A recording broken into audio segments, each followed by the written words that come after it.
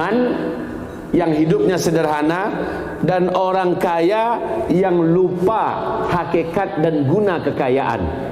Seolah-olah bagi orang kaya ini, harta ini akan bisa menjamin kebahagiaan, bisa menjamin masa depan, dan bisa juga menjamin surga untuknya. Padahal Allah binasakan kekayaan itu dengan dua prinsip, antara dia yang meninggalkan dunia dan harta, atau dunia dan harta yang meninggalkannya. Dan ini tidak bisa dielakkan, wahai Bapak Ibu. Nah, fitnah harta ini di akhir zaman muncul, di mana seluruh umat manusia, wabil khusus orang beriman, memang diprogram untuk miskin dulu. Mungkin Bapak Ibu ada mendengar 2024 menurut PBB, bumi ini dan seluruh negara sedunia akan mengalami krisis yang sama. Satu, akan mengalami krisis ekonomi yang paling dalam. Setiap negara akan jatuh tumbang dan bangkrut. Dan ini diprogram, Pak. Yang kedua, akan mengalami kelangkaan pangan, sehingga orang-orang mengalami kesulitan mendapatkan bahan makanan pokok. Kebutuhan pokok untuk dapur supaya bisa menyambung hidup ini akan sulit ditemukan. Kalaupun ada, langka, dan dengan karena langka, harga duit jadi tidak ada nilainya.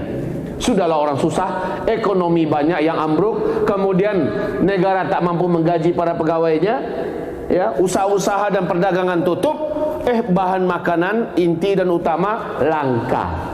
Dan yang ketiga yang akan terjadi 2024, perang dunia ketiga.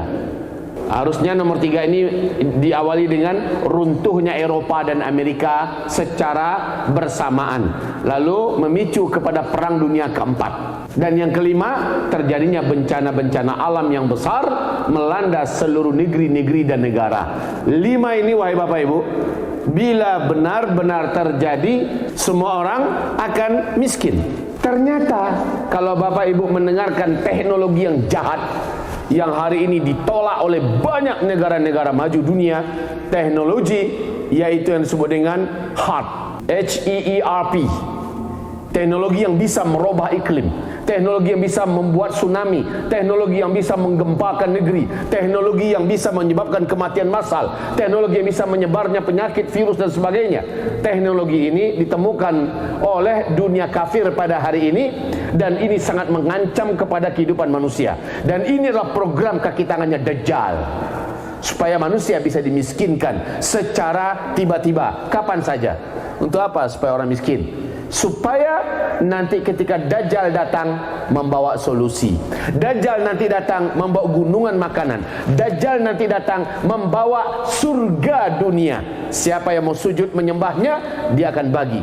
Ini di akhir zaman akan jauh lebih berat lagi. Sebelum Dajjalnya langsung yang muncul, yang paling pasti adalah kita dikondisikan untuk miskin secara bersama-sama. Sekarang Eropa sudah hampir semuanya bangkrut, Pak. Seluruh Eropa sudah hampir semuanya bangkrut. Sementara Amerika adalah negara yang memiliki hutang terbesar nomor 1 di dunia. Negara-negara manapun sekarang ini, Pak, masuk dalam proses krisis ekonomi yang seram dan mengerikan. Memang diprogram oleh kaki tangan Dajjal, yaitu para Illuminati, ya, dengan payung organisasi internasionalnya Freemasonry, buat mereka miskin supaya mereka siap menyambut dan merindukan kedatangan sang Mesias Dajjal.